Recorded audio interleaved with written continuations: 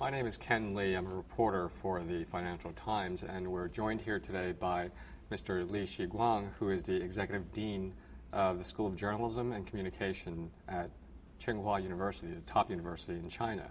He's also, the division is also the key research and education center in China, pushing forward reforms in the Chinese press system. We're here today to talk about global media and whether the concepts of globalism, both across financial markets, media, and culture, can survive this threat where it's reached an inflection point. My colleague Gillian Tett at the Financial Times tells me that in the wake of the global economic collapse that's blamed by the interlinked financial markets, a newfound sense of protectionism has swept across nations. Nowhere is this as apparent as the fragmented world of media. So, with that thought, can you give us a sense of how, the different voices in China, either from the various competing media sources, as well as the millions of user-generated and citizen journalist content, has developed in the region? Yeah, global media seem to be going through a crisis.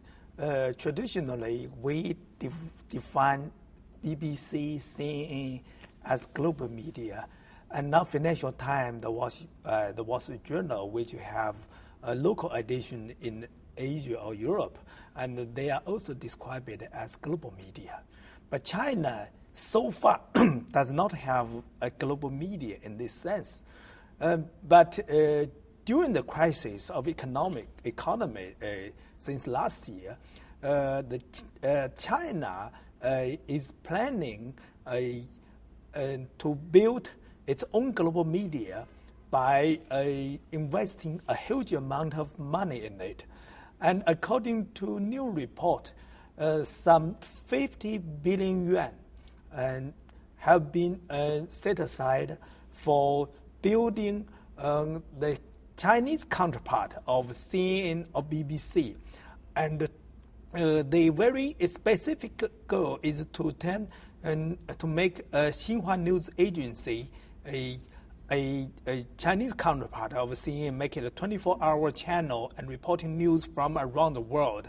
And it planned to send over 1,000 correspondents abroad and to have more overseas correspondents than any TV channel in the world. Wow. Yeah.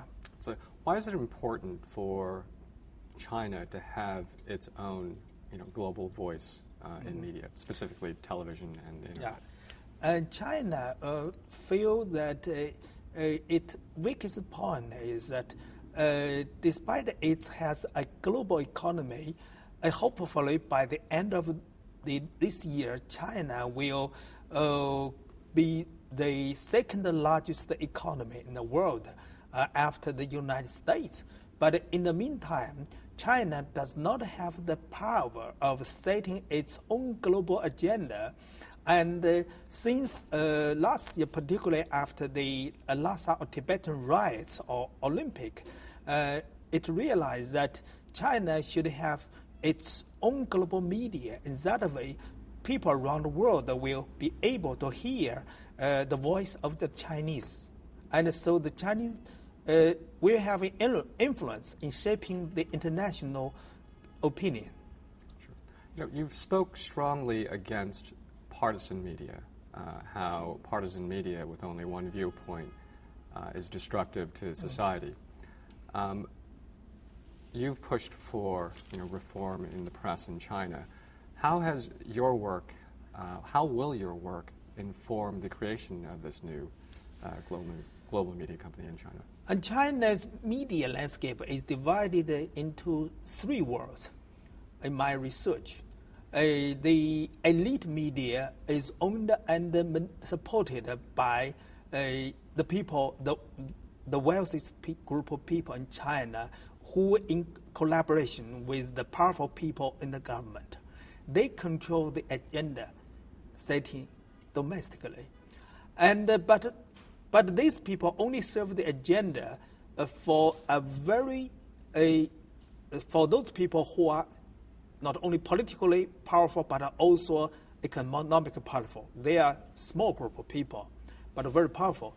And the second category of media, or second world of media in China, is the popular media, like the evening news, like those popular TV channel, and they are not very much politically important, and they influence the daily life. But these media do not have any power in political agenda setting in China, like they do not have influence in the Chinese National People's Congress or in the Communist Party. And the third world in the media landscape is the new media, like the Fanfo, the counterpart of Twitter in China, Xiguang, the counterpart of Facebook in China, and QQ, the counterpart of YouTube in China. And these people serve most of the low, middle, and low class of people. They do not watch TV, and they use this kind of thing for entertainment and for making friends and exchange information. And so in China at the moment, China needs a mainstream to build a new mainstream media which could have an influence in political policy, which would reflect the interests of the vast majority of the people. You know, in the West, specifically in America, it would, an entrepreneur would be hard pressed to create a new channel, given how saturated the market is. Yes. Also, given the growth trajectory in terms of advertising dollars, there is no growth at this point. In considering building new media, most of the investment has been in digital, lower overhead costs, possibly water impact. Do you think that, is it the smartest thing to actually create a television channel or a satellite television channel at this time? Or, would the investment be better if it was purely in digital? But we should have this, Chinese media system in mind when we discuss about this. Chinese media are still under the control of the government, and private citizens are not allowed to open a news channel freely. And that's for one thing. On the other side, the Chinese economy is still running very well. This year, the growth rate is 8%. And the next, in the western part of China, it's almost between 10 and 20%. So in China, there are a big vast of market for commercials, for advertisers. And on the other hand, most Chinese people, not like in the United States, the TV viewing is declining. But in China, most people are watching TV. And but as I mentioned earlier, the Chinese TV and media are under control. And now, if the government decided to open more news channel and TV, and the people and the journalists are encouraged or given the freedom to report news, then I think they can still make money. There is this, space of making money in China at this moment, and I don't know exactly the economic growth rate this year or next year for the U.S., but for China, the potential market of commercials for TV is still very vast.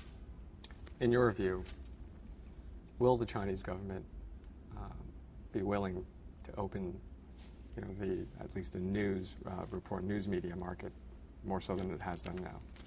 That's what I have been doing over the last 10 years since I launched the journalism program 10 years ago at Xinghua University when I came back from Schoenstatt Center at Harvard. And I have been always arguing with the government decision makers that if China has a controlled press system and the government, the Chinese voice will never be heard. And the innovative spirit and creative spirit in journalism will never be released until the Chinese people and the Chinese journalists are given the freedom to report by themselves, not under control. And I think over the last time, Chinese government has been moving opening up the Chinese press.